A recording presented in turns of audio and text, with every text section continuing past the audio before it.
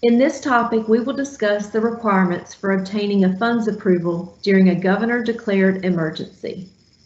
When the governor declares an emergency and the secretary issues an emergency order, statutes and rules governing the contracting and procurement process may be temporarily suspended.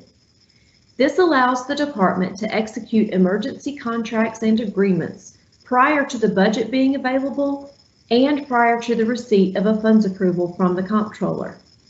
In these cases, the comptroller's requirement is that the contract manager obtain a funds approval by the next business day of authorizing the work to be performed or by the next business day of execution of the contract, whichever occurs first. If extenuating circumstances prevent requesting a next business day funds approval, the comptroller may waive this requirement. Please do not delay executing an agreement to meet a critical need due to the funds approval process. However, it is each district's responsibility to document in its contract file why the funds approval was received after execution of the agreement. There are three contract types for governor-declared emergencies. X and Z contracts are pre-event contracts that are executed prior to a governor-declared emergency and are subject to all budget and funding requirements. These are term contracts for equipment and services that could be used before, during, and after governor-declared emergencies. These pre-event term contracts for transportation facilities, repair and restoration, professional and contractual services, and commodities must be acquired in accordance with law, rule, and procedure. H contracts are to be used during a governor-declared emergency only. This is when statutes and rules are suspended which allow the department to execute an emergency contract or agreement prior to budget being made available and prior to receiving a funds approval from the department's comptroller. Some examples of H contracts include, but are not limited to, road repair, bridge repair, facility repair, and debris removal agreements. Contract numbers for X contracts are assigned by the CFM system. Contract numbers for Z contracts are assigned by the construction or maintenance office. The X and Z contract prefix numbers are designed to facilitate tracking, reporting, records retention, and federal reimbursement requirements.